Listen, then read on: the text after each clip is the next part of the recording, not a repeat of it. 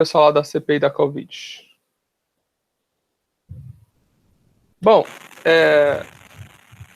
inicialmente vocês chegaram a ler o e-mail de informações que eu mandei pelo SIGA. Lá eu explicito para vocês qual a bibliografia que a gente vai estar assumindo ao longo da nossa disciplina. Ela não é a única, mas ela vai ser a base. Tudo que a gente vai ver, excetuando-se por um pequeno conteúdo que eu vou entregar para vocês no meio do curso, todo o curso vai ser aquela parte, que acho que, se não me engano, é 16 ou é 21. Bom, a parte de algoritmos em grafos daquele livro. Aliás, para quem não conhece aquele livro, quem não fez Cana, que deveria ter feito para poder fazer essa disciplina seria bom,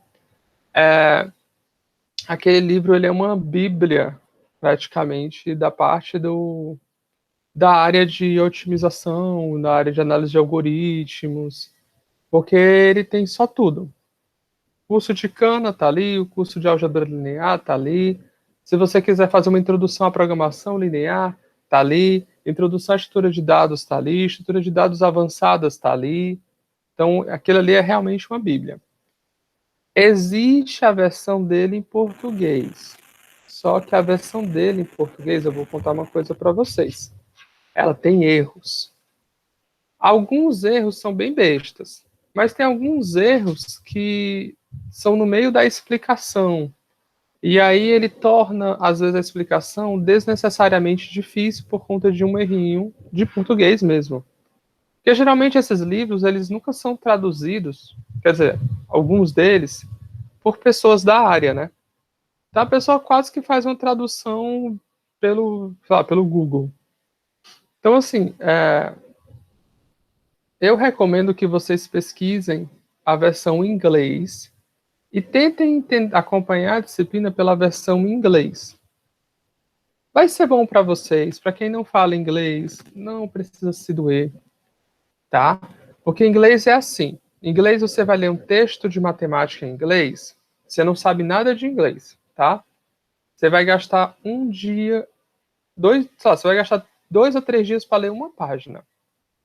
É doloroso e é sofrido. Depois, você vai gastar em torno de um dia para ler a segunda página. Depois, você vai gastar em torno de 2 a 3 horas para ler a terceira página. Depois, você vai gastar... Por quê? Porque o inglês matemático, ele é um inglês formalizado, ele é um inglês padronizado. Ele não tem uma variação ele não tem uma variação de gírias, ele não tem uma variação de formas escritas locais, ele não tem uma variação de adjetivos, ele não tem uma variação... Não tem. Então, você começa a ler um texto matemático em inglês e você começa a ler bem, você vai ler praticamente todos os textos matemáticos em inglês bem.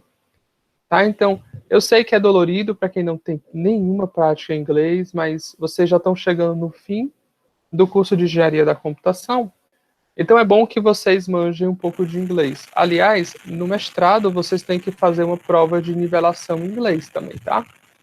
E se não for no mestrado, fora, vocês também vão precisar fazer... Se não for no mestrado, fora também, no mercado de trabalho, saber inglês não é mais um diferencial, na verdade. Por conta que quase todo mundo sabe o básico de inglês. Hoje em dia, você instala um Duolingo no celular, você instala 20 aplicativos no seu celular, você consegue ficar praticando, sei lá, 10 minutinhos de inglês por dia e depois de 6 meses, você consegue pelo menos não estar passando fome nos cantos, por exemplo. E funciona, eu fiz isso na Alemanha. Eu instalei o Duolingo alemão. Fiquei praticando até antes de ir para a Alemanha na primeira vez, cheguei lá, eu já não passei a vergonha, por exemplo, de comprar, o que um amigo meu passou, que ele comprou... Eu não lembro, meu Deus, agora. Ele comprou um óleo para fazer comida e chegou lá, era um óleo para passar na pele. Ele só percebeu quando botou na frigideira. Então, esse tipo de coisa vocês não vão passar, entende? Você passa por outras vergonhas, não se preocupa. Quando você vai para fora ou você vai para outro canto, vergonha é no rodo, tá? Não se preocupa, mas essa aí você não passa, não. Bom, Então, assim, essa é a minha dica para vocês em relação ao inglês. Em relação a algoritmos em grafos, a gente vai trabalhar com a estrutura chamada grafos. Eu acredito que todo mundo aqui fez matemática discreta. Não fizeram matemática discreta? Alguém não fez?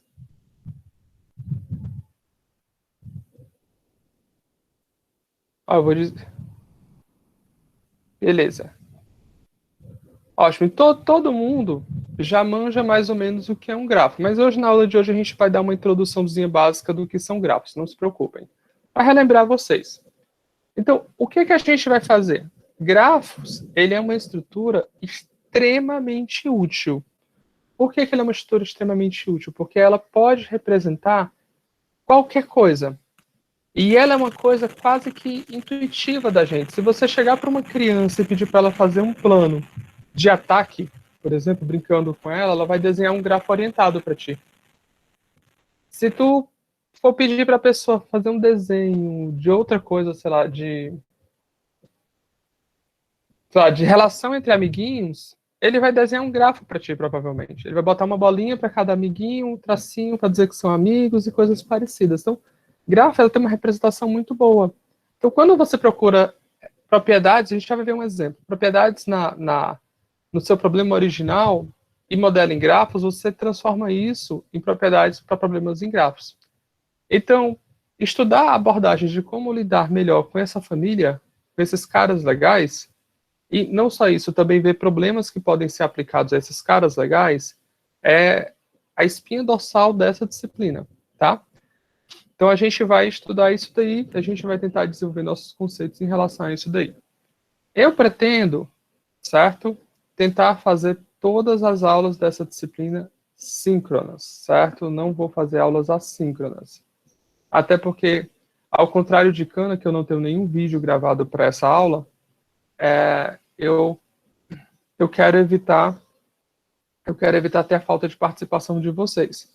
Então, assim, esse semestre eu também estou com 4 disciplinas, então peguei uma disciplina a mais do que o normal, então o tempinho ficou curtinho.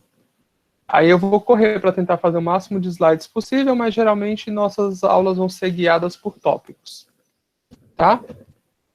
Eu pretendo, a primeiro momento, que essa disciplina tenha 3 ou 4 provas, tá bom?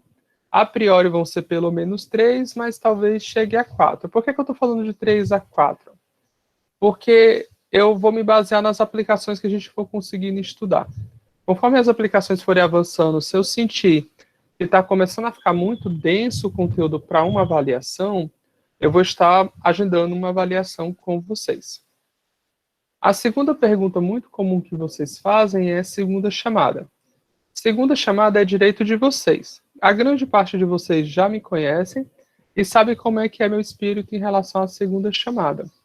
As minhas segundas chamadas geralmente são agendadas para quando dá certo fazer a segunda chamada, e elas são ligeiramente mais difíceis do que a primeira chamada. O principal motivo é vocês da segunda chamada vão ter mais tempo para estudar do que o pessoal da primeira chamada, certo? E vocês têm até uma dica. Qual é a dica? Geralmente as questões que caem na primeira chamada, que vocês podem perguntar para os amigos, não caem na segunda chamada, certo? Então, assim, a segunda chamada é o direito de vocês, mas eu peço que quem for fazer a segunda chamada de prova me mande e-mail para dizer, professor, eu faltei a primeira prova e eu desejo fazer a segunda chamada. Porque, de repente, o cara só desistiu da disciplina. Aí eu vou marcar uma segunda chamada, porque teve gente que não fez a primeira prova e ele desistiu da disciplina. Não faz sentido.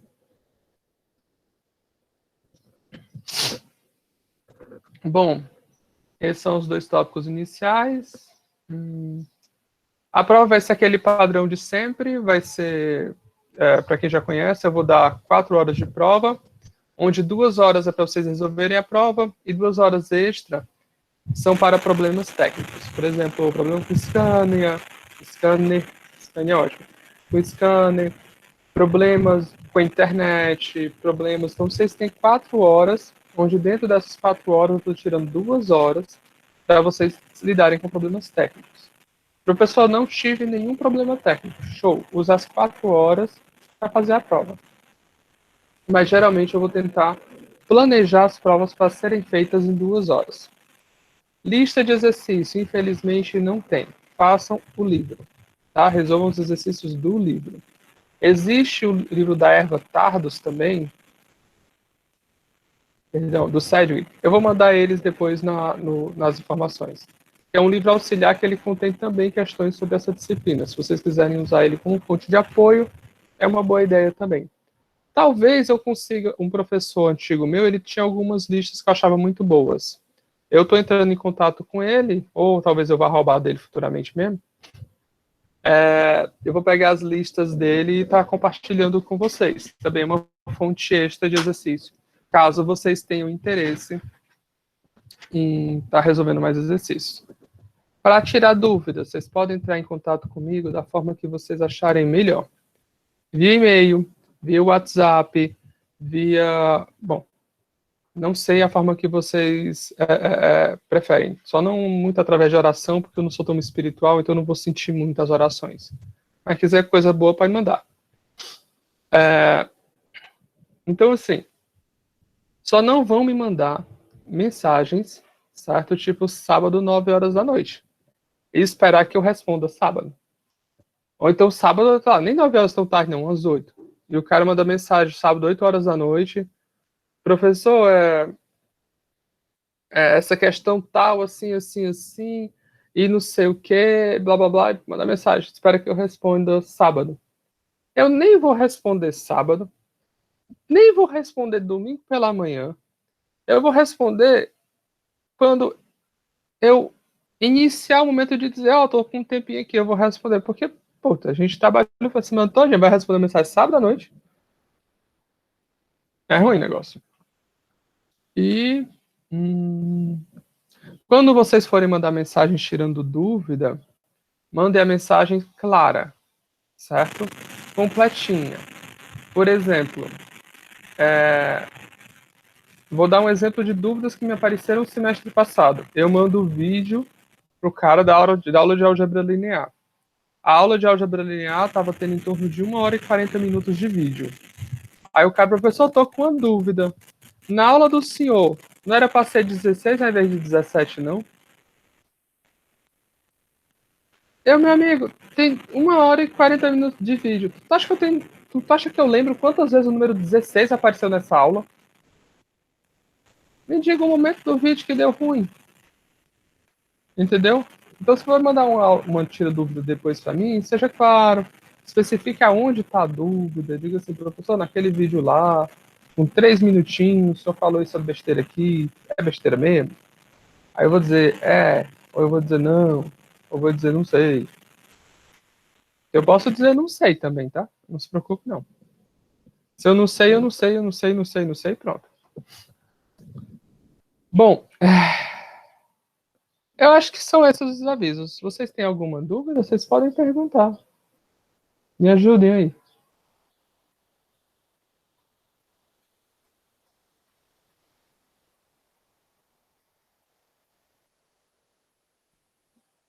Foi todo mundo dormindo.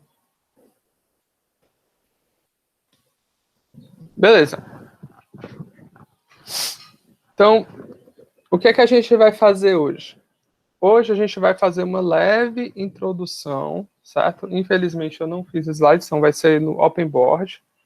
A gente vai fazer uma leve introdução do que são esses caras chamados grafos, certo?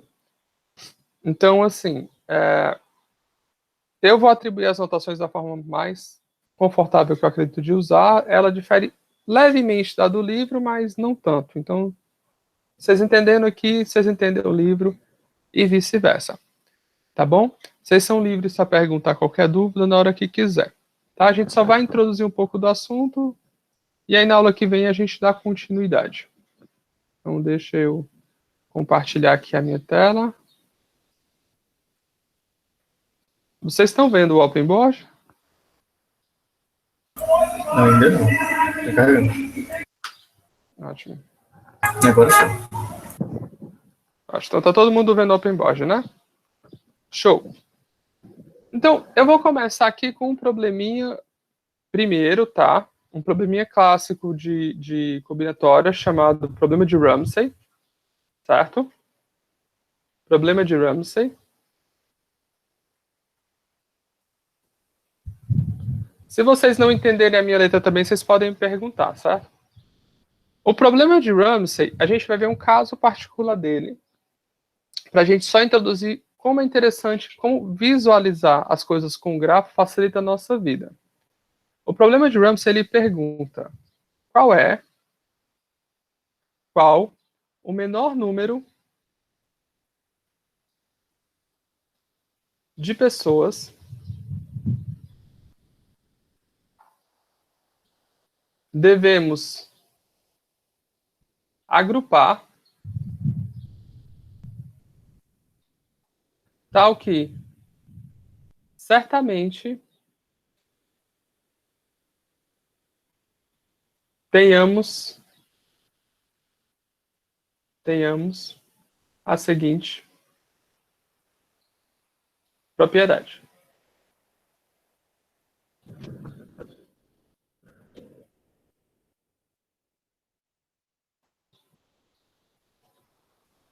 Duas se conhecem ou duas não se conhecem.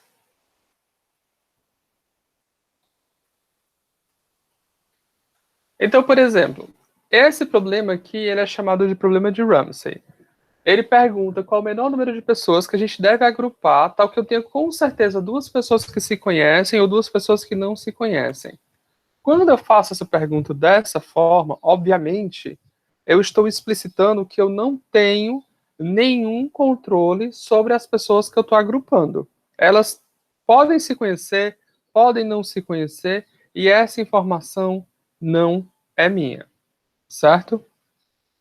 Então, como é que a gente faz para resolver esse problema? Eu vou usar a representação de grafos para relação de amizade, onde eu vou colocar um vértice, que a gente chama essa bolinha de vértice, para cada pessoa do grupo. Sei lá, se eu tiver duas pessoas, tá aqui dois vértices, e eu vou colocar um tracinho entre elas, se elas se conhecem. Ou seja, isso aqui quer dizer que essa bolinha conhece essa bolinha. Se eu colocar mais uma bolinha aqui, eu estou dizendo que essa bolinha não conhece essa e essa não conhece essa. Muito importante, eu estou assumindo que a relação de amizade é simétrica. O problema já se torna surreal aqui, né? Porque a gente sabe que relação de amizade não necessariamente é simétrica, né? Eu sou teu amigo, eu sou amigo de um monte de gente, tem um monte de gente que não é amigo meu. É o sentimento que todo mundo tem na vida, viu, gente? Não se estranhe, não. Se vocês sentem isso também. Então, assim, essa representação usa a estrutura de grafo, certo? A estrutura de grafo é simplesmente o quê? Essas bolinhas e esses tracinhos. A gente vai já dar uma definição mais bonitinha para isso, mas isso daqui é a estrutura de grafos. Por exemplo, eu preciso encontrar. Oh, perdão. Isso. Eu preciso encontrar a situação onde eu juntei duas pessoas que elas duas se conhecem ou duas não se conhecem. Aí, olha só. Nessa situação aqui, eu tenho duas que se conhecem e duas que não se conhecem. Então, já não é. Aqui já não tem como desenhar sem satisfazer essa propriedade. Mas é porque esse caso particular, ele é mais óbvio. Se eu só tiver duas pessoas, ou elas não se conhecem, e aí eu estou satisfazendo essa segunda propriedade, ou elas se conhecem, e aí eu estou satisfazendo essa primeira parte da propriedade. Então, com duas pessoas, eu já satisfaço a questão de Ramsey. Então, para esse caso aqui, a resposta é 2, certo? Vocês entenderam por que é 2?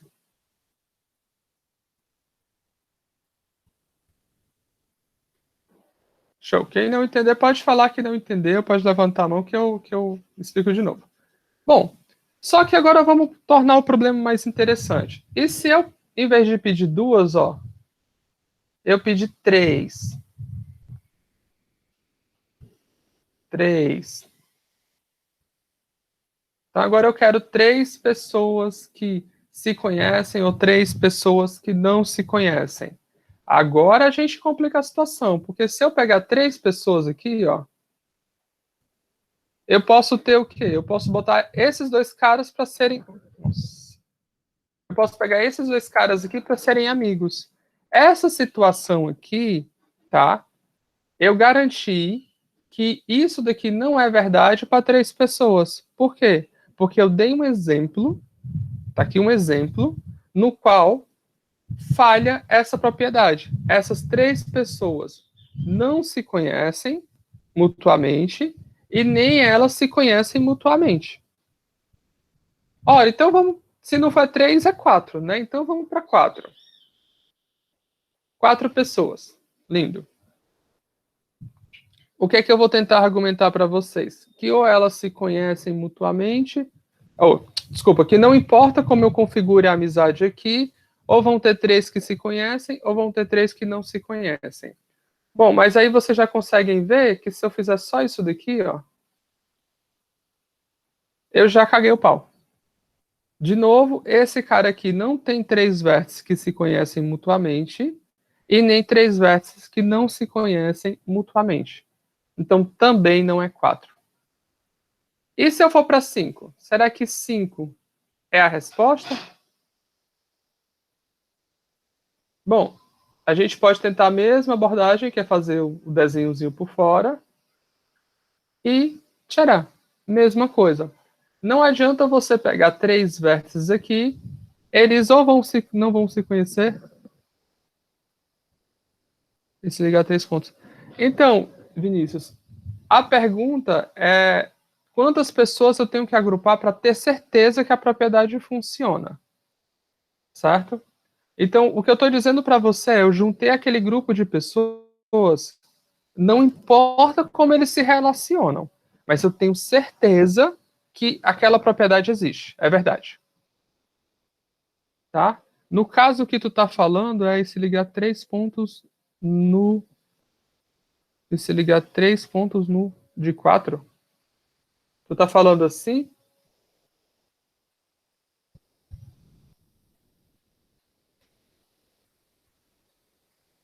Não? Como é que tá falando?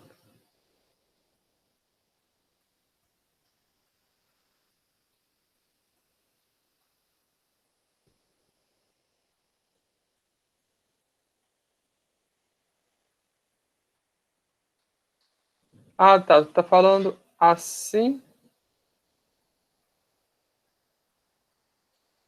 Tá, então. Esse caso aqui, também esse caso aqui, é um exemplo de como as pessoas podem se relacionar para satisfazer essa propriedade.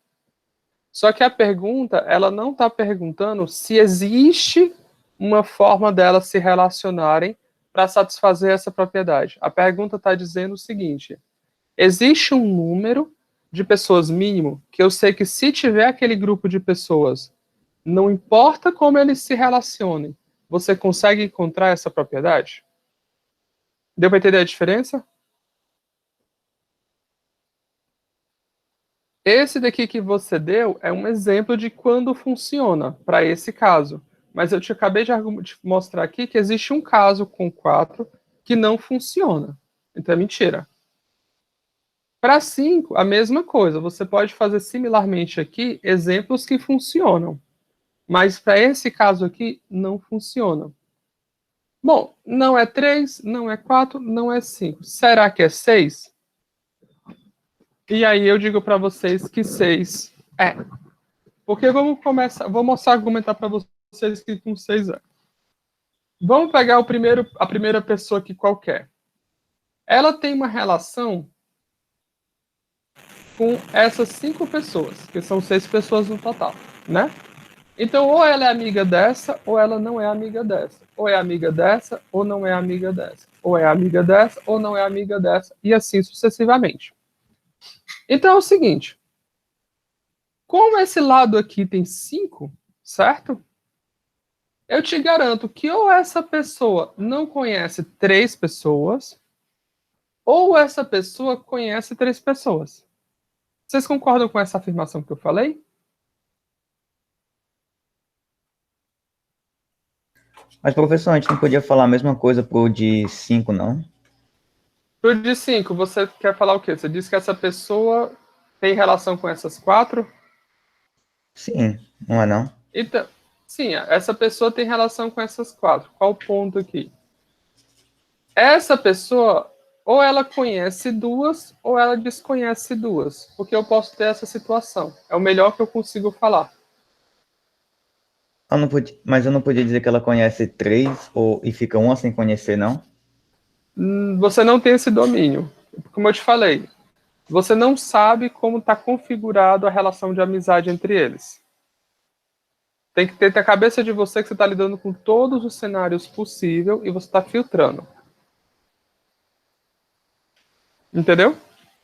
Não, mas como que filtra se eu não tenho conhecimento das relações? Exatamente, Pois é. exatamente usando argumentações lógicas. Por exemplo, olha só, isso daqui, ou esse cara conhece essa bolinha ou não, ou conhece essa bolinha ou não, ou conhece essa bolinha ou não, ou conhece essa bolinha ou não, ou conhece essa bolinha ou não. Certo? Então, olha para todas as possíveis formas desse cara conhecer esses caras. Eu te garanto que existem pelo menos 3 que ele ou conhece ou que ele não conhece.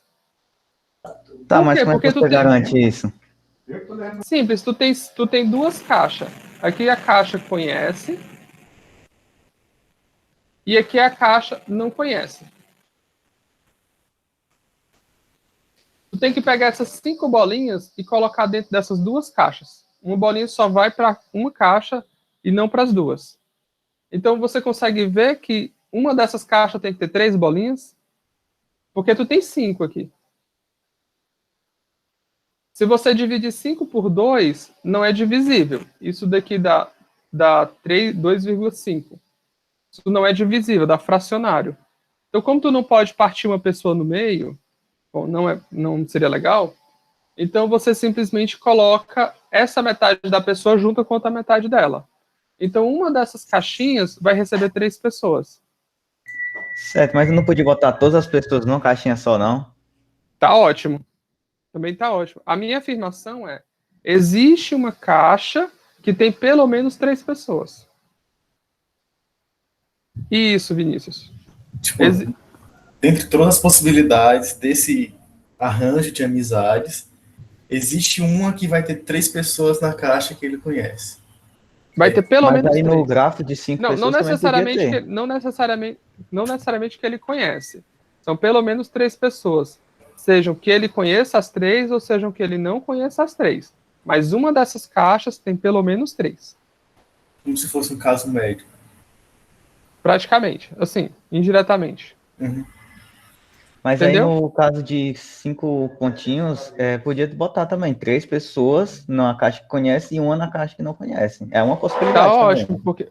Então, tá ótimo. Ó, entenda a minha afirmação. A minha afirmação é: uma dessas 2 caixas, eu não sei qual, vai ter pelo menos 3 pessoas. A minha afirmação é essa. Você concorda com isso? Sim, concordo. Então, agora vamos fazer o seguinte. Vamos supor que essa caixa do conhece é a que tem pelo menos 3 pessoas, tá? Se essa caixa do conhece tem pelo menos 3 pessoas, então vamos supor que seja essas 3 primeiras. Vamos supor que é isso daqui. Tá? O que é que acontece? Olha para essas 3 pessoas aqui agora. Se qualquer uma delas se conhecerem, você gerou um triângulo. E esse triângulo quer dizer o quê? A primeira propriedade. 3 se conhecem. Mas olha, se nenhuma delas se conhecerem, então elas não geram nada, elas geram um conjunto chamado independente, que é sem arestas. Quer dizer o quê? Que nenhuma das 3 se conhecem, que é a segunda propriedade. Certo? Por outro lado, suponha então agora que as 3 pessoas caíram nessa segunda caixinha. As pessoas aqui de cima. Ora, se uma delas não se conhecem, então junto com esse cara, esse não se conhecem.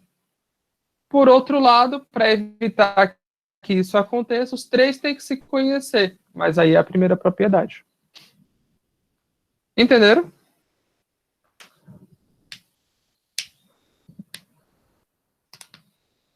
Eu entendi, eu só não entendi por que esse caso aí não se aplica na de 5 e na de 4, porque podia ser a mesma coisa.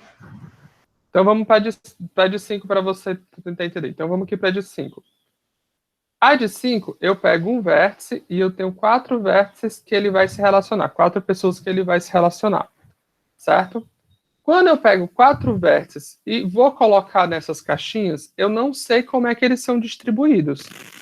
Pelo mesmo raciocínio, eu só consigo garantir que existe uma caixa que tem pelo menos 2 pessoas.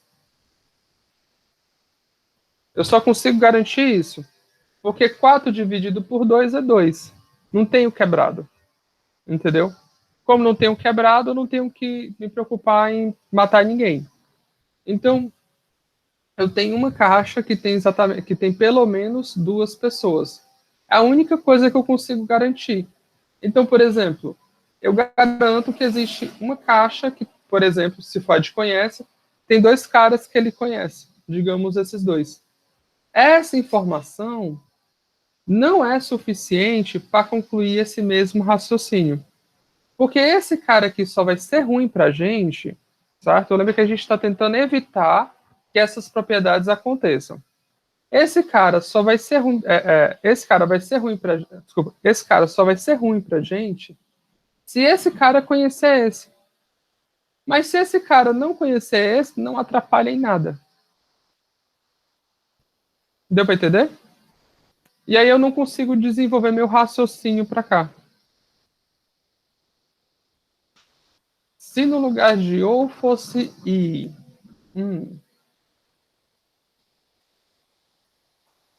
Daí essa propriedade seria falsa, isso nunca aconteceria. Porque se você pegar simplesmente todo o conjunto de bolinhas e todo mundo se conhecesse, você ia garantir que não existe 3 pessoas que não se conhecem. Entendeu? Ou se você pegar um grupo de pessoas que ninguém se conhece, você garante que não tem 3 pessoas que se conhecem ali. Então não importa o número de pessoas. Deu para entender? Só então nessa de 5 eu não posso usar o raciocínio justamente pelo fato de eu não conhecer a relação entre as bolinhas. Então eu não posso afirmar nada daquela bolinha ali, se ela vai formar o triângulo ou não. Isso. Essa daqui de baixo, você tenta provar que você está tentando forçar construir a situação em que não acontece. Então, não acontecer é dizer que esse cara não é vizinho desse. Então, aí você garante que nesse local a tua propriedade não acontece. Só que acabou. Você não consegue dizer mais nada sobre a situação que você está. A única realidade que você tem é que isso daqui acontece. Deu para entender? Mais ou menos. Tá, tipo, eu achei um caso que não funciona, então não funciona, ponto. Você achou um caso que não funciona, então não funciona. Acabou. Isso chama-se contra-exemplo. E como que faz para um negócio Quem for gigantesco? fazer... Hã? E como que faz para um negócio gigantesco onde eu não posso ficar testando tudo, assim, escrevendo as bolinhas? Aí, amigo, você tem que usar muito a cabeça. Esse problema... Primeiro, eu apresentei ele por ele ser um problema muito interessante e instigante. E olha como a explicação fica simples uma vez que eu estou usando a estrutura de grafos para explicar. Certo? Tipo, fica visual o que está acontecendo, não é verdade? Então, parece bobagem isso, mas essa ferramentazinha é extremamente poderosa e o estudo exaustivo dela faz a gente encontrar diversas propriedades que ajudam a gente a trabalhar com diversas coisas. Vocês vão ver ao longo da disciplina. Peraí, se fosse uma milhão de pessoas, teria alguma maneira de formular a questão para achar o número exato? Vinícius, tu está perguntando se eu aumentasse de 3 pessoas, eu perguntasse, agora eu quero encontrar 4 pessoas que se conhecem ou 4 pessoas que não se conhecem. É isso?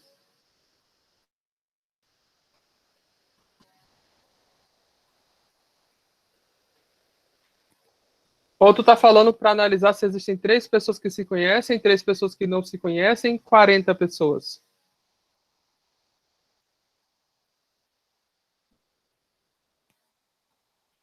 Não, mas onde é que esse 40 vai entrar?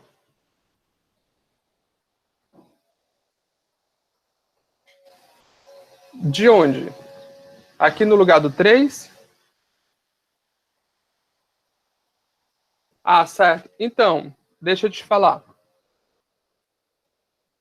O caso de 2 pessoas foram fáceis, não foi? O caso de 3 pessoas foram fáceis, não foi? Então, o caso de 4 pessoas, se não me engano, deixa eu dar só confirmar aqui para mim não falar besteira.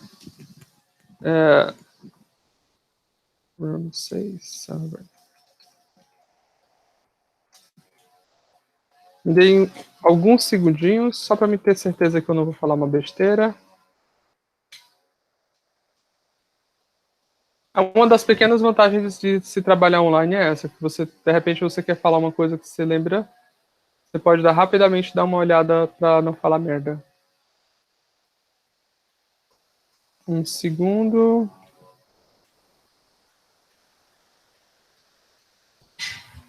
Cadê?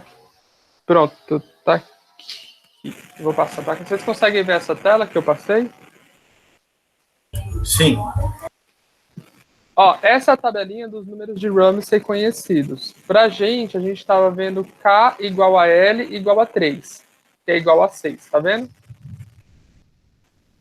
K igual a L igual a 4, que seria 4 pessoas, já está respondido.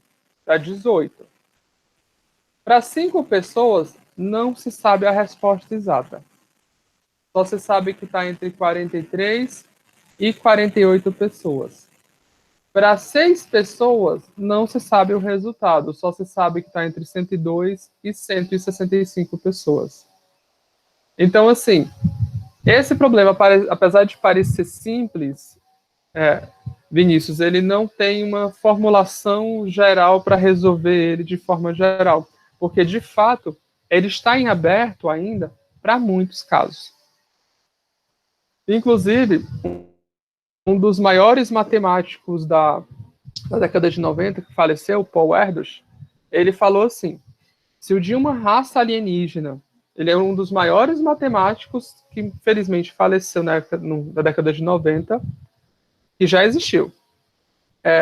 Ele falou assim, se um dia os alienígenas capturassem a Terra e dissessem assim, a menos que vocês nos respondam qual é o valor exato do R55, nós iremos destruir a Terra. Aí ele fala assim, a gente tem que pegar toda a raça humana, juntar todos os países, todos os maiores cientistas do mundo e gastar todos os esforços para calcular esse valor exato. Agora, se a raça alienígena depois demandar que a gente responda o valor exato do R66, a gente tem que juntar todo mundo e ir pro pau. Foi essa a frase que ele falou, ficou super famosa, para dar um entender o quanto esse problema fica difícil quando vai crescendo. Entendeu? Se você olhar aqui para frente, por exemplo, esses números grandes aqui são cotas superiores. Não foi porque foi resolvido. Foi porque só conseguiram dizer assim, ó, eu sei que aquele valor não passa disso. Mas eu não sei nem onde é que ele começa. O menor valor é 2, sei lá. Entendeu? Então, e olha as diferenças aqui, ó. Eu sei que esse cara aqui está entre 400 e 7 mil praticamente. Então, é uma área, esse aqui, ó, 863 mil. Então, é uma área que, tipo, tem muita coisa para ser feita ainda e é da combinatória. Então, quem tiver interesse, quem conseguir calcular o R66 até o final do curso está passado com 10, não se preocupe. Do curso inteiro ou só da cadeira? Não, só da disciplina, né? Mas, cara, se tu conseguir calcular o R66, velho, tu já tem tu não só tá passado, como tu já tem teu mestrado e doutorado garantido. O que é que tu quer mais? E os caras vão ficar doidos. O cara calculou R66, velho. Mas como é que eles sabem a coda superior se eles não... Sei lá. Como que eles fazem para achar uma coda superior? Por exemplo, eu sei esse caso aqui particular, tá? A gente chegou à conclusão de que essa estrutura aqui aparece dentro do grafo, tá? Essa estrutura bolinha e duas bolinhas que não se conhecem. Tá? Tá acompanhando? Tô sim, tô sim. Tá. Então, o que é que eles conseguem? Eles conseguem provar um outro resultado, que é o seguinte. Se o grafo tiver muitas dessas carinhas aqui, então ele vai aparecer a situação que a gente não quer. Certo? E aí, uma vez que ele...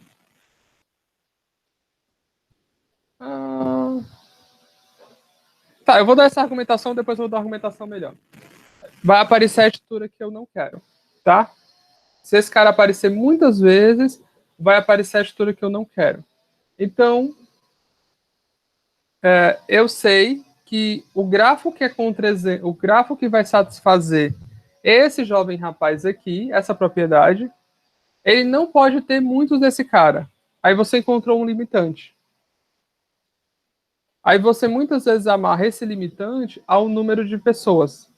Aí você conseguiu o limitante superior. Deu para entender mais ou menos o espírito? Eu estou falando bem grosseiro só para te dar uma ideia de onde vem a ideia. Mas agora que tu comentou, na aula que vem, eu vou... Vocês todos fizeram probabilidade? Não se preocupe, a gente não vai Sim, há calcular muito aqueles tempo também. negócios. Pois é, não se preocupe, a gente não vai Sim, calcular né, aqueles mas negócios. Pronto. Então, na aula que vem, já que é uma curiosidade bacana, eu vou apresentar para vocês, porque é assim, eu acho que foi o Gabriel ou foi o Vinícius que perguntou se eu trocasse, foi o Vinícius, perguntou se eu trocasse esse ou por i. E aí, se eu trocar esse ou por i, a gente argumentou que então a gente se deparar com uma situação que não existe. Aí a pergunta é: será que se eu trocar esse número aqui por número de pessoas arbitrárias, vai sempre existir esse momento de transição, momento em que você garante que todo grafo satisfaz essa propriedade? Então, existe uma prova bastante elegante que usa probabilidade, em que ele prova que existe esse momento. Na aula que vem a gente vai vê-la. Ela é bem curtinha, ela é bem elegante, ela usa conceitos básicos de probabilidade, tá bom? Então eu vou apresentar ela para vocês na próxima aula. Por enquanto, eu só queria que vocês tivessem essa ilustração de tipo o quanto essa ferramenta, nesse caso aqui, ela é útil porque ajuda você a visualizar o que está acontecendo bem.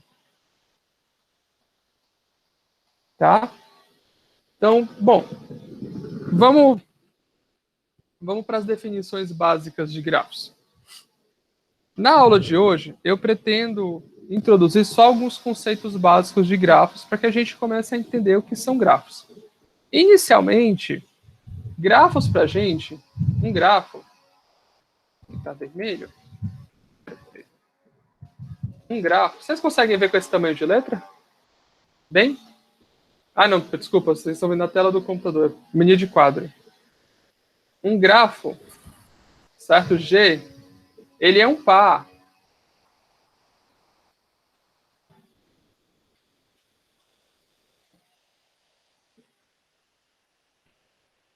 VA, certo? Onde esse primeiro cara aqui, onde V é um conjunto de coisas,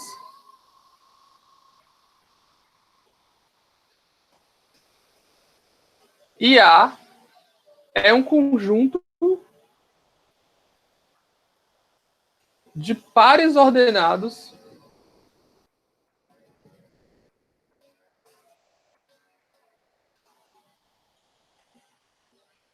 de V. Então, esse cara aqui, certo? Chamamos V.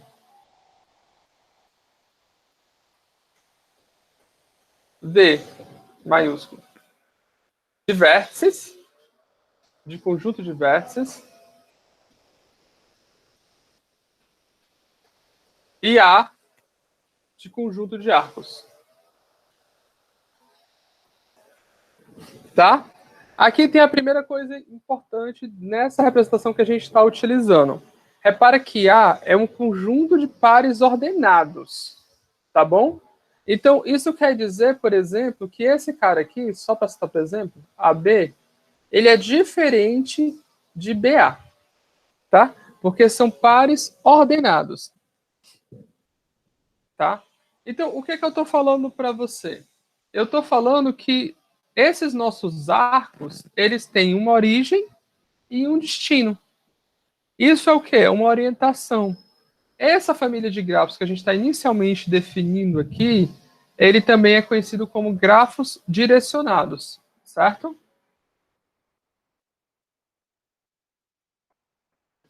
Bom,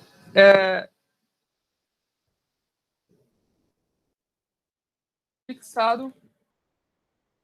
Eu gosto muito de usar fixado essa notação para arco, tá? Ó. O V pertencente a A. Isso aqui é o par ordenado, onde o é a ponta esquerda e V é a ponta direita. Certo? Fixado A, dizemos que A, U é a ponta inicial e V a ponta final. Então, isso daqui é a nossa notação inicial de grafos, tá? Geralmente, quando isso acontece, eu vou dizer que esse arco sai de U e vai para V, porque não rola uma orientação. Bom, professor, então, como é que isso é naquela nossa representação gráfica? Simples. Cada vértice, cada bolinha é um vértice, certo? Que a gente chama de vértices. E como é que é nossos arcos? Nossos arcos são assim, ó. Setinhas orientadas. Isso aqui está dizendo que sai desse vértice e entra nesse vértice. Eu posso ter isso daqui também, no mesmo grafo. Não tem problema, certo? Quando isso aqui acontece, a gente chama esses dois caras aqui, esses dois arcos aqui, de arcos antiparalelos.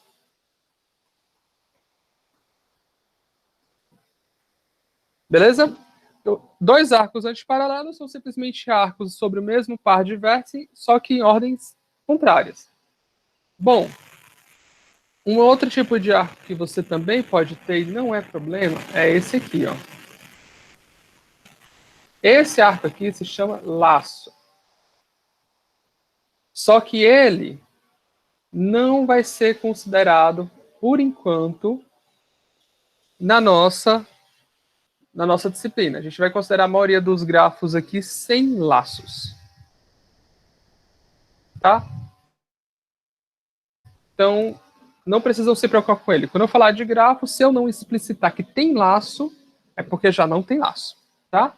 Então, esses grafos que a gente está trabalhando aqui, eles têm dois nomes, que é dígrafo ou grafo orientado. Grafo dirigido, desculpa. Ou grafo orientado também. Esses caras eles têm nomes como grafo orientado, dígrafo e grafo direcionado.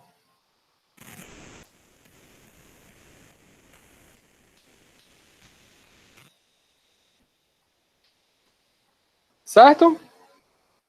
Nenhum bichão de sete cabeças até agora, né? Nada muito longe do que vocês já viram na própria matemática discreta, eu espero.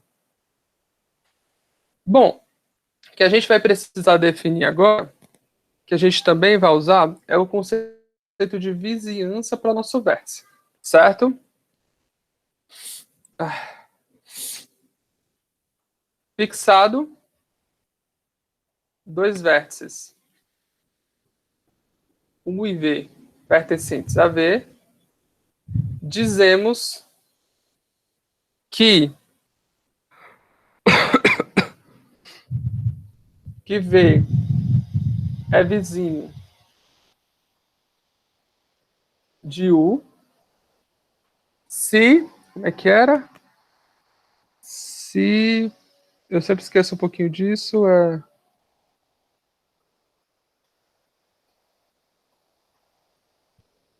isso, que V é vizinho de U se U, V pertence a A.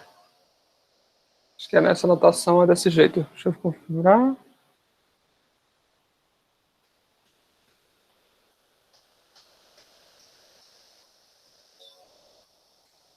Isso.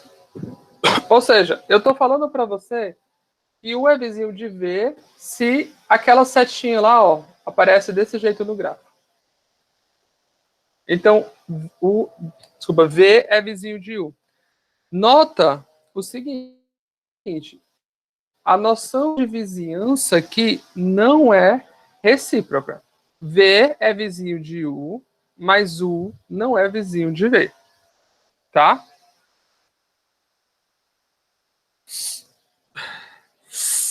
Peraí.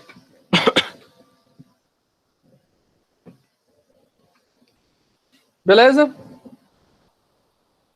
Quando o grafo tem todas as arestas possíveis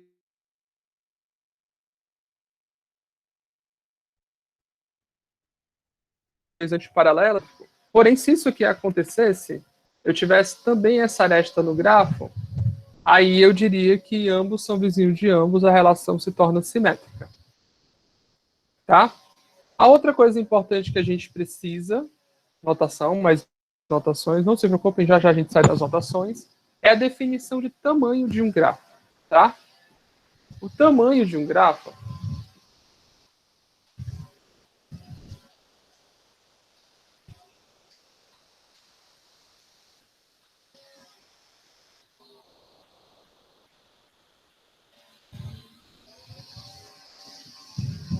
ele é dado por o número de vértices mais o número de arcos.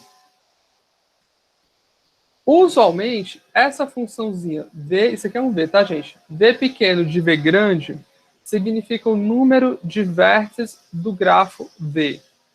Esse Rzinho pequeno de A grande significa o número de arcos do nosso grafo. Existem algumas variações na literatura, que é o quê?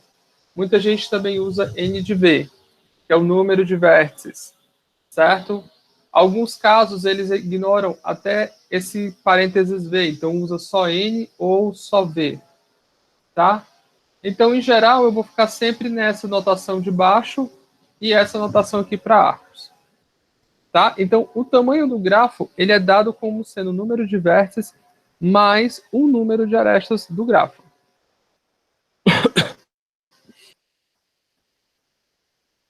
Certo? Bom,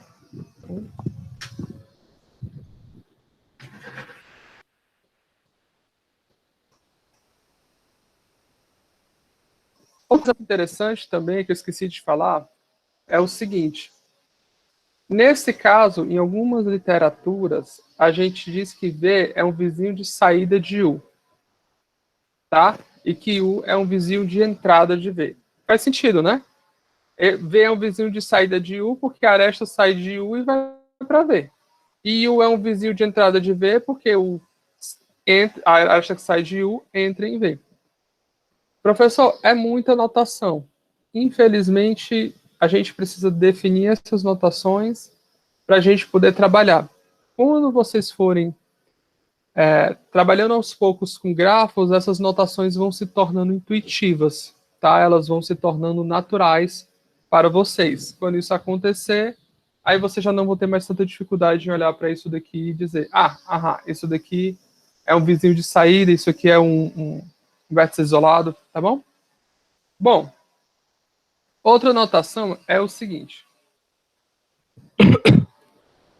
O leque de saída, a gente chama de leque de saída de um vértice V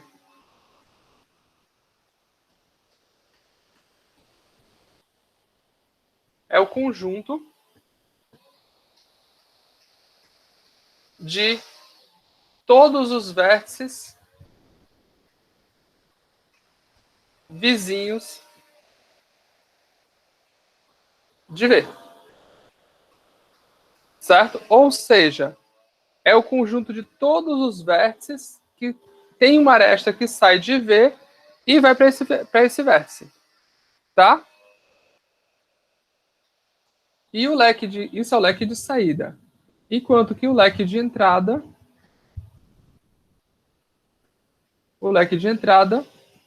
é o conjunto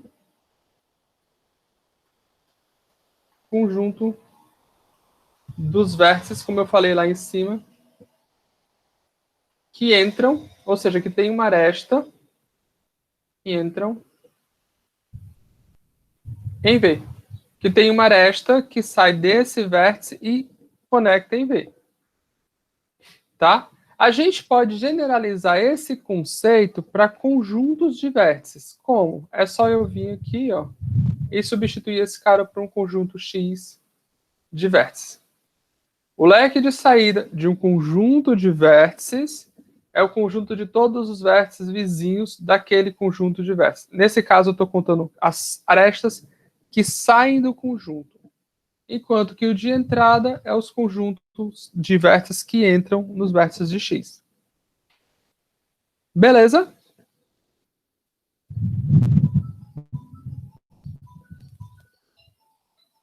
Demais até agora. Só definições, só notações, nenhum bichão de sete cabeças. Bom, o próximo notação que a gente vai precisar também é o grau de entrada de um vértice, certo? Grau de um vértice. Bom, o grau de um vértice, ele depende se você está analisando quem entra ou quem sai. O grau de saída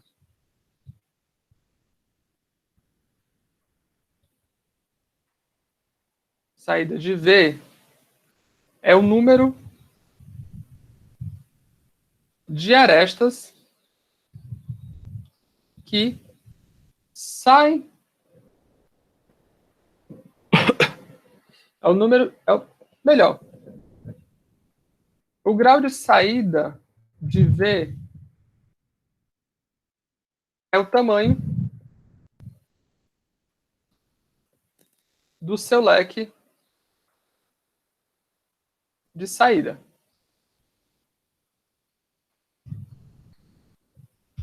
Enquanto que o grau de entrada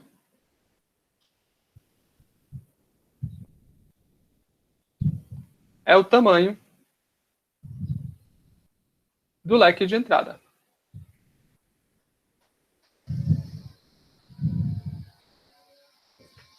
Então, isso é o grau de saída, e o grau de entrada nada mais é do que o tamanho do seu leque de saída e do seu leque de entrada. Aqui a gente vai ter uns caras especiais que eu vou atentar a vocês, que eles vão aparecer mais ao final da disciplina, que é a fonte. A gente vai usar a notação desde cedo, que é o vértice fonte. O vértice fonte é o quê? É um vértice que tem a capacidade de fornecer algo para o sistema. Então, um vértice que tem a capacidade de fornecer algo para o sistema, a gente está dizendo que ele é um vértice que tem grau de entrada 0. E o vértice sorvedouro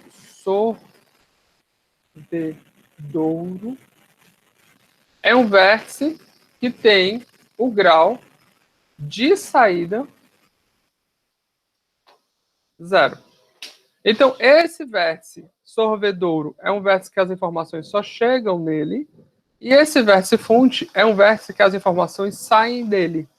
Professor, então um vértice pode ser fonte e sorvedouro ao mesmo tempo? Pode, mas aí nesse caso a gente chama vértice isolado.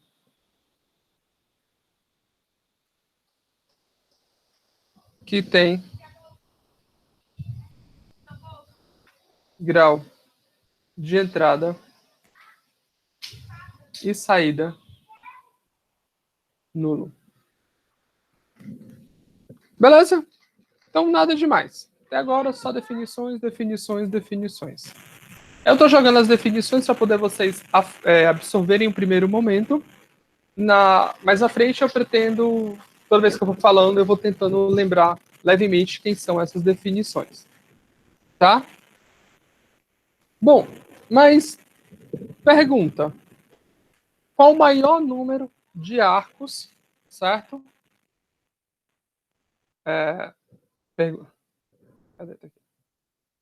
Pergunta. Pergunta. Fixado um conjunto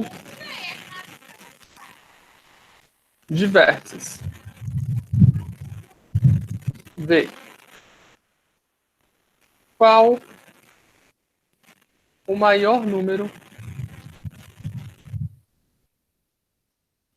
de arcos que um grafo pode ter? Lembrando que a gente pode ter. Lembrando que a gente não tem laços e lembrando que a gente não tem dois pares ordenados iguais. Certo? Então, vocês acham que qual é o maior número de arcos que um grafo pode ter?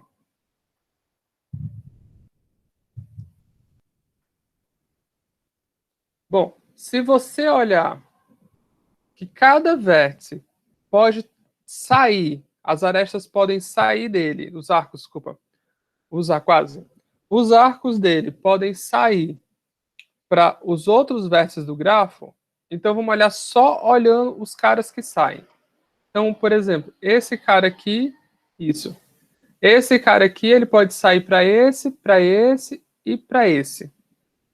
Esse cara aqui, ele pode sair para esse e para esse. Esse cara aqui, ele pode sair para esse e para esse. E assim, para esse cara aqui também vai ficar bem feia a figura. Então, cada vértice, como eu estou desenhando só os arcos de saída para desenhar todos os arcos, cada vértice vai ter arcos saindo para todos os outros vértices. Isso implica que temos, no máximo, a gente tem no máximo V vezes V menos 1 arcos. Tá? Quando um grafo, se G tem V vezes V a menos 1 arcos,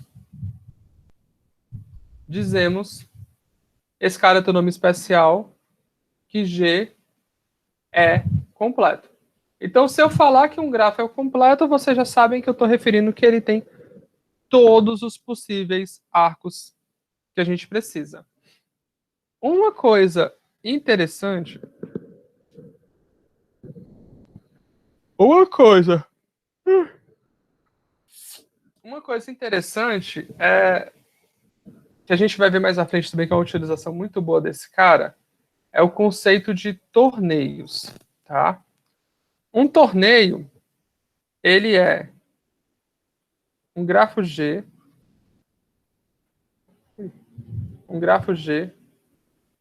é dito torneio se, certo? Se para qualquer U e V pertencentes a V, aqui eu estou assumindo que eles são distintos, tá? U e V temos que o V pertence aos arcos ou, não sei escrever verbalmente ou exclusivo. Como é que faz verbalmente ou exclusivo? Ou exclusivamente. Eu vou escrever na versão matemática. Assim. Vocês identificam que isso aqui é um exclusivo? Ou VU pertence a. Eu quero dizer aqui, ou esse arco vai estar lá, ou esse arco vai estar lá. Mas a gente nunca vai ter os dois arcos ao mesmo tempo, tá? Isso é chamado de torneio.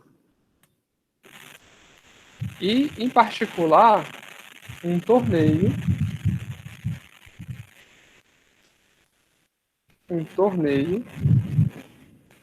tem V de G,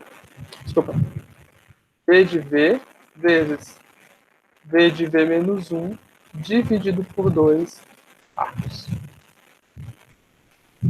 Tá bom? Porque agora eu estou garantindo que todo arco ou eu só peguei o que entra, ou só peguei o que sai, seguindo alguma orientação. Então, um torneio só tem essa quantidade de arcos e acabou. Bacana. Bom, a outra coisa que a gente precisa também é a noção de grafos densos. Isso vai ser muito importante para a gente saber que estrutura de dados melhor a gente pode utilizar para poder armazenar nosso grafo, certo? Para representar nosso grafo. E o que é um grafo denso? Um grafo denso é bem intuitivo. É um grafo que quando você pega distância, por exemplo, se vocês olharem para esse cara aqui de longe, ele parece ter muita aresta? Não parece, né? Esse cara aqui parece ter muita aresta? Não parece. Bom, mas se eu fizer assim já, por exemplo, já parece um cara que tem muita aresta. Então, esse limiar intuitivo de ter muita aresta e não ter muita aresta em grafos é importante. E ele é importante por quê? Porque a representação computacional muda, porque em um caso eu não preciso guardar tanta memória para guardar os arcos, e em outro caso eu vou precisar guardar memória para guardar muitos arcos, então talvez seja melhor guardar só memória sobre os vértices. Então, a gente captura esse limiar intuitivo da seguinte forma. Um grafo é dito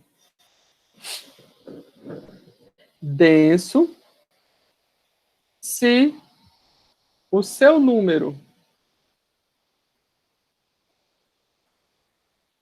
de arcos é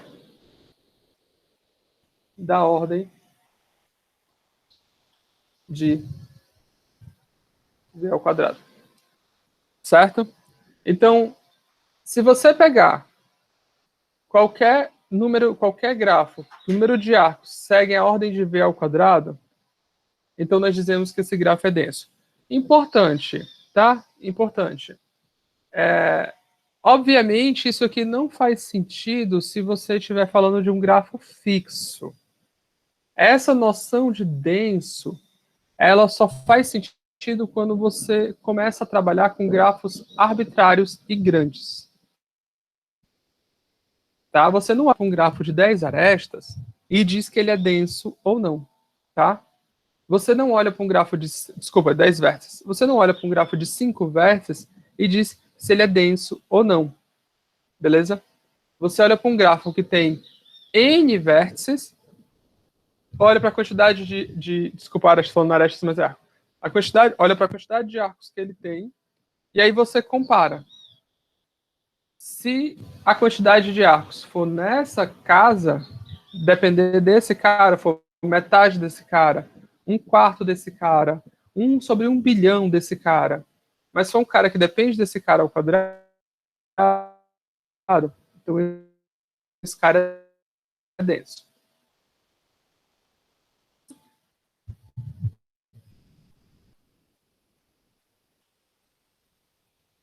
Senhor, pode repetir só o finalzinho do grafo denso, que aqui cortou um pouco.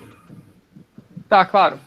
Um grafo denso, o conceito de denso, ele não é feito para você avaliar a estrutura pequena. Então você não olha para um grafo de 4 vértices, de 5 vértices, de 1000 vértices que seja, e diz, esse grafo é denso. Você pode dizer intuitivamente, porque você vê que ele tem muitas arestas. Mas você não pode usar essa notação, essa definição, para argumentar que ele é denso. Tá? Essa definição de densidade, ela aparece para a gente quando a gente está trabalhando com grafos arbitrários. Por exemplo, eu olho para você e falo assim, eu estou trabalhando com um grafo que relaciona amizade e eu garanto que todo mundo conhece metade das pessoas. Então, quando você fizer essas contas, você vai ver que a quantidade de arestas é da ordem de n ao quadrado sobre 4, se eu não me engano. Pelo menos n ao quadrado sobre 4. Então, olha aí. você conseguiu o número de arestas dependendo do número de vértices e ele satisfaz essa propriedade. Ele é da ordem de V ao quadrado. Então, esse grafo é denso. Certo? Então, de novo, só para fixar mesmo. O conceito de densidade não é feito para você olhar dessa forma, para você olhar para um grafo e usar essa definição. Você pode usar a intuição para dizer que aquele grafo fixo que você encontrou é denso. Tá? Isso aqui tem mais a ver com uma ordem assintótica para quem fez grafos. Tá? Em outras palavras, isso aqui eu estou falando que o número de arestas de arcos, talvez para quem fez grafos vai ficar mais interessante, ele pertence à classe ômega de V ao quadrado. É isso que eu estou dizendo para vocês com essa afirmação aqui. Tá? E um grafo é dito espaço se o seu número de arcos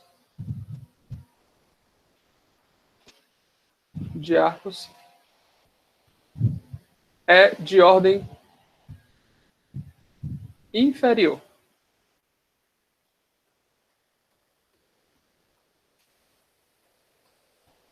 Que é exatamente dizer que o número de arcos do nosso grafo, ele pertence ao ozinho de V ao quadrado. Perdão, ozinho não é o correto, seria o mais correto aqui. Esse aqui é ômega. Acho que é ozinho mesmo. Ozinho de V ao quadrado, acho que é mais correto. Certo? Ou talvez para ficar mais claro para quem não é, a ótima variação. Limite, para quem não fez cana, de V indo para infinito, de E de V sobre E de V sobre V de V é igual a zero. E aí aqui fica explícito que o grafo tem que estar crescendo. Bem melhor. Para quem não fez cana, tá? Para quem fez cana sabe que esse tipo de definição está incluso aqui dentro. Então, beleza. O que vocês têm que capturar com essas duas informações é que grafos densos são grafos que têm muita aresta. E grafos espaços são grafos que têm pouca aresta. Tá? Em geral, quando você está trabalhando com grafos, é sempre importante você saber qual dos dois você está trabalhando.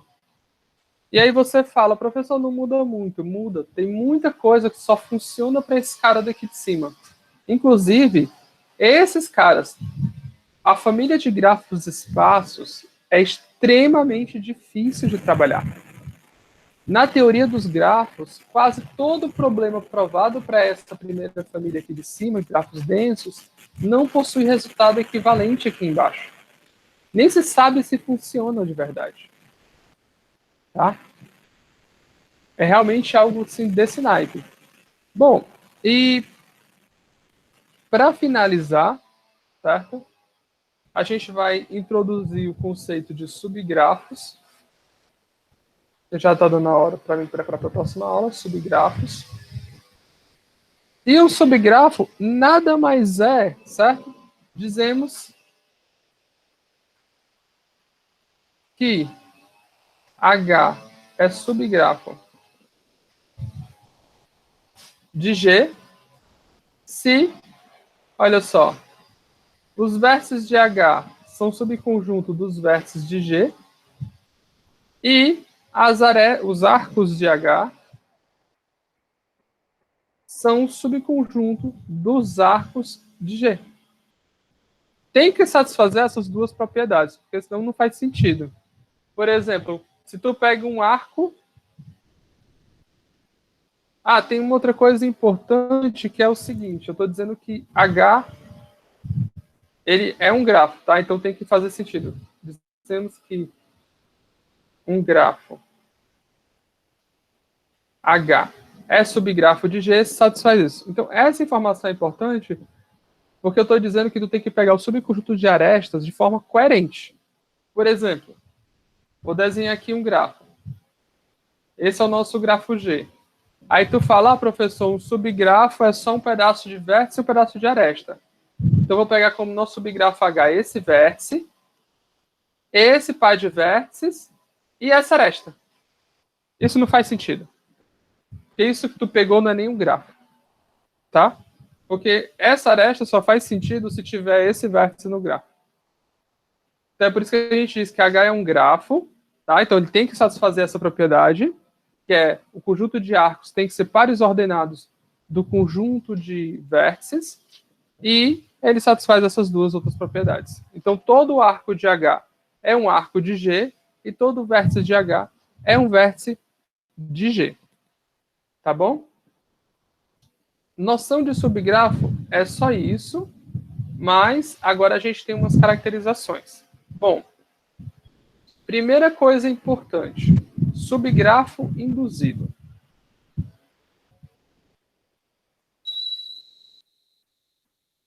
Certo? O que é um subgrafo induzido? O subgrafo induzido, ele é um recorte do grafo mais fiel.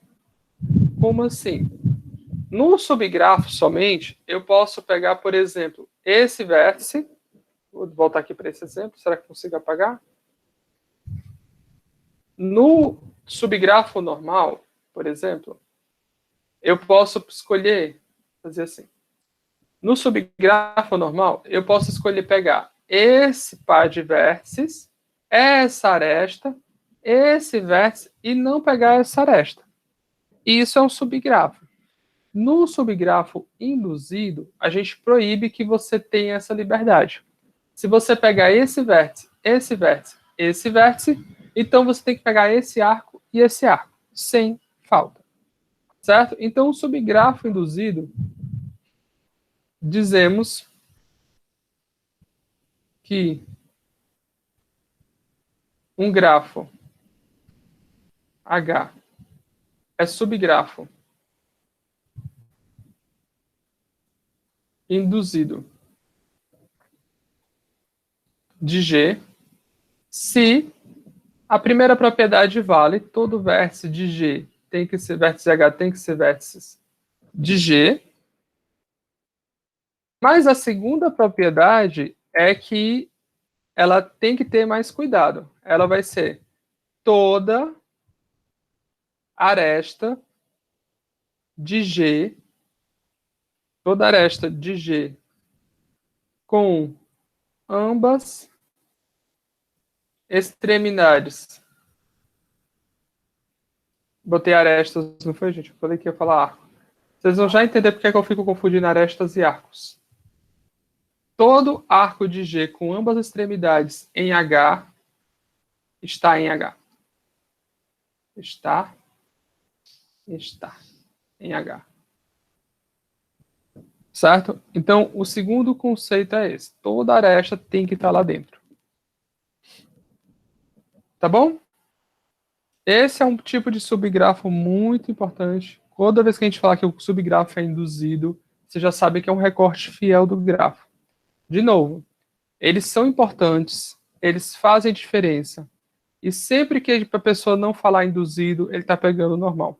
O problema pode se tornar muito difícil se a pessoa confundir induzido com normal. Porque tem muita coisa que com subgrafos funciona fácil, mas que para subgrafos induzidos não funciona. A gente vai ver uns exemplos no futuro. Bom, ainda na classe de subgrafos, tem mais 3 subgrafos importantes para a gente encerrar por hoje. E a gente vai estudar eles bastante. Desculpa, mais 2. E a gente vai estudar eles bastante no decorrer da disciplina. O primeiro, o segundo, na verdade, que esse é o primeiro, ele é o subgrafo gerador. Certo? Dizemos que H é subgrafo gerador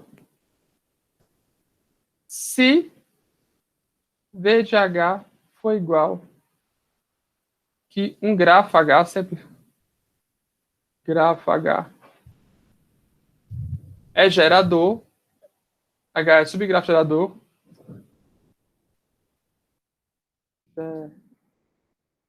gerador, e um grafo H é um subgrafo gerador de G, se V de H for igual a V de G. Tá? E outra coisa importante também, e aí eu vou apresentar essa notação para vocês, H, isso daqui quer dizer que H é subgrafo de G. Então, a gente diz que um grafo, um H é o subgrafo gerador, se ele é um subgrafo de G e ele tem todos os vértices de G. Esse cara é extremamente importante, a gente vai entender no futuro por quê. Tá? E dizemos um subgrafo próprio. Subgrafo próprio. Certo? Dizemos que um grafo, depois de 3 erros, um dá certo, H é subgrafo próprio de G, certo? Então a gente diz que ele é subgrafo próprio de G se o grafo H for, se H for subgrafo de G e H for diferente do próprio grafo. Então, esses são os 3 subgrafos, tipos de subgrafos importantes que a gente vai usar ao longo da disciplina, tá bom?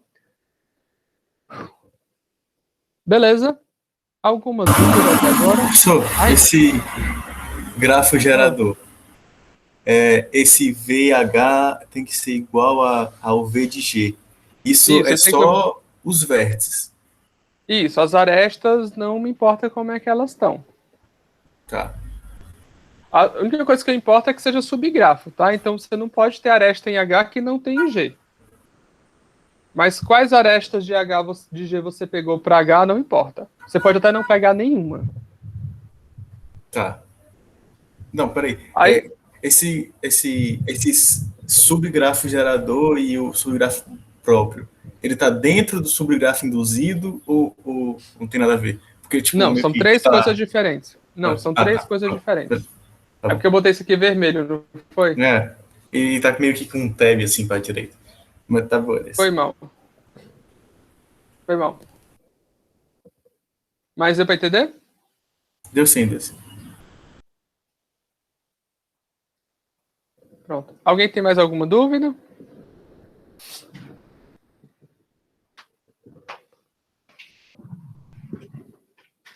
Beleza, então. Então, na aula que vem, a gente vai dar continuidade. A gente vai ver mais algumas definiçõezinhas. Infelizmente, não tem como fugir disso. A gente vai ver estruturas de dados, como a gente vai usar para representar esses caras no computador, tá? Uma coisa importante aqui, já que eu posso adiantar para vocês, notem que para representar um grafo no computador, você tem um conceito abstrato de vértices. Você precisa dar nome a essas bolinhas. Então, geralmente a gente coloca números inteiros no computador. Então, uma primeira barreira que a gente já tem aqui é o seguinte: dizer que um grafo é subgrafo de outro, computacionalmente falando, não é necessariamente dizer que o mesmo conjunto de vértices de um induz o grafo no outro. Vou explicar por quê. Por exemplo, no computador, alguns segundinhos aqui, no computador, eu vou representar esse grafo aqui lá, certo? Por exemplo, tá aqui. No computador, a gente não consegue dizer bolinha, bolinha, bolinha, bolinha, pega bolinha para bolinha e bolinha para bolinha. O computador não tem esse conceito abstrato. Então a gente faz o quê? Isso é o vértice 1, isso é o vértice 2, isso é o vértice 3, 4. E aí você fala, o arco é 1, 2, não, 1, 4, 3, 4, certo? Depois a gente vai ver como é que a gente faz para armazenar. Mas isso aqui já é o primeiro passo. Qual é o problema? Eu falo para você que esse cara aqui é um subgrafo desse grafo aqui. Desculpa. Esse cara aqui é um subgrafo desse grafo aqui. E o vértice 1 e o vértice 4 estão ligados aqui. Opa, mas não é assim que você faz no computador, né?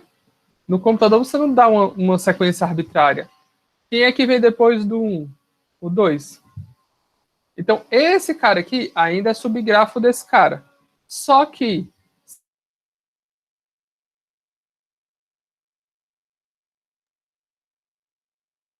eu olhar o vértice, ele não é igual a esse daqui. E pior, eu posso até ter isso daqui também.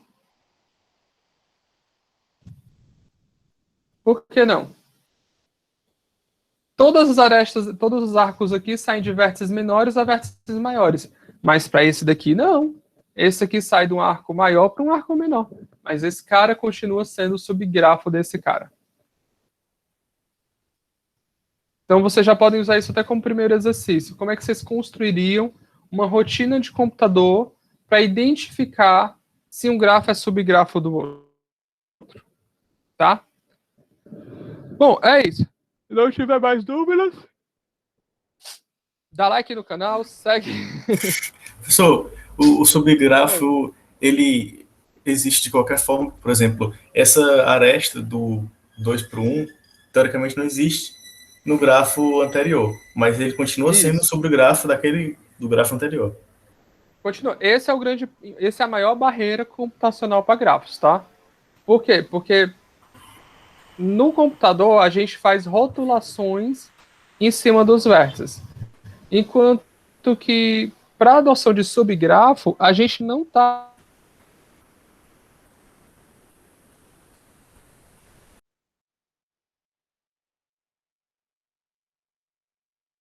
preocupado. Isso representa um arco. E tem um arco aqui. Entendeu? Então isso é a maior barreira que você tem. É uma das maiores barreiras que você tem.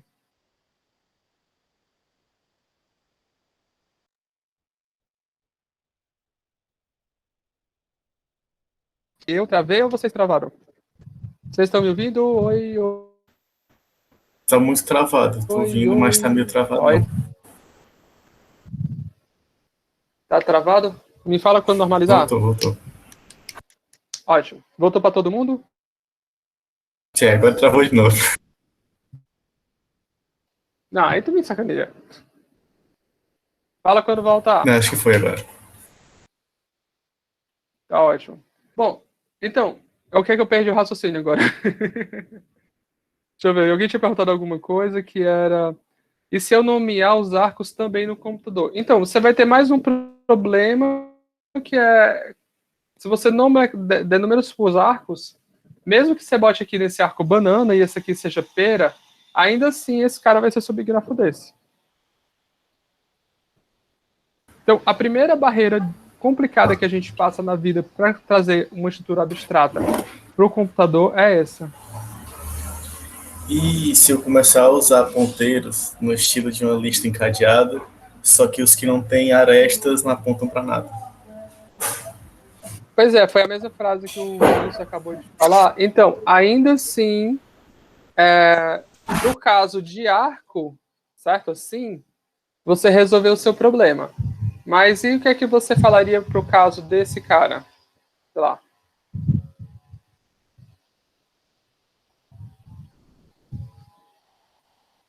Perdão, 3.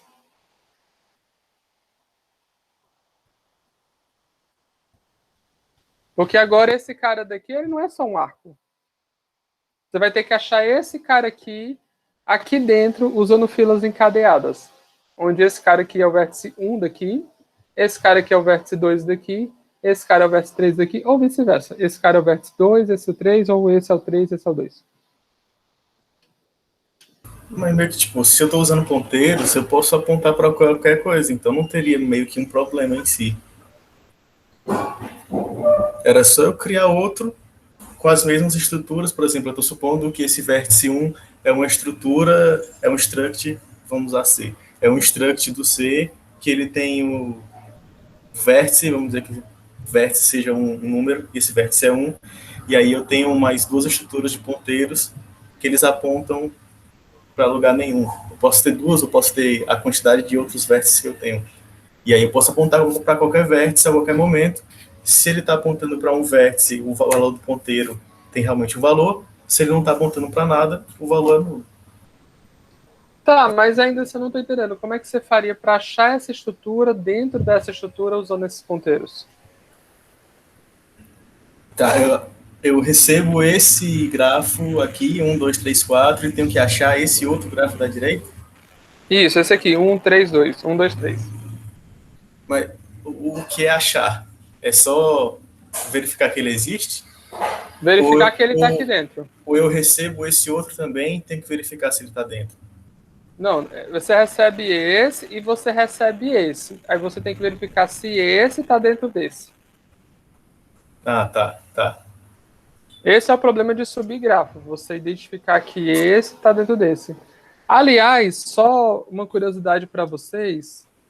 Parece piada, mas olha só. Rapidinho.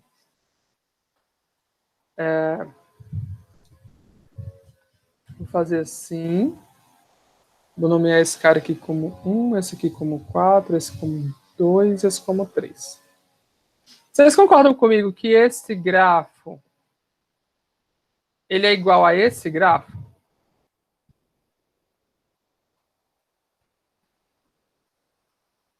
Vocês concordam que esse grafo de cima é igual a esse grafo de baixo? Se os vértices não forem diferentes, assim, tipo...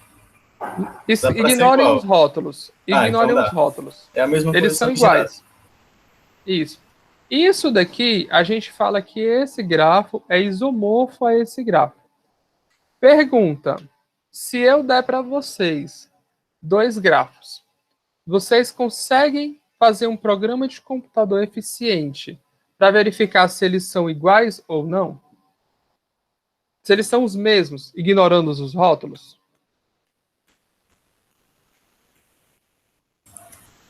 Faz uma imagem do grafo, manda o bicho girar e comparar as imagens.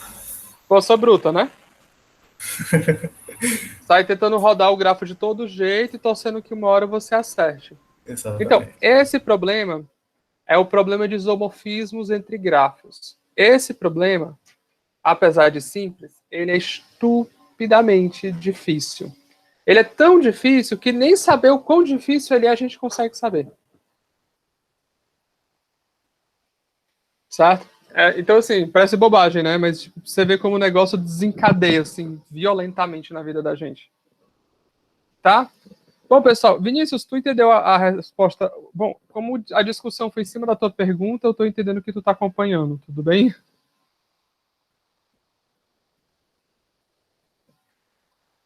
Beleza.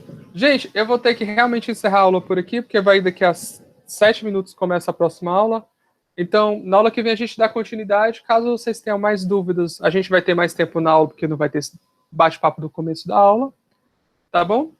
Então, se cuidem. Abraço forte para vocês e até amanhã. Falou, professor. Falou.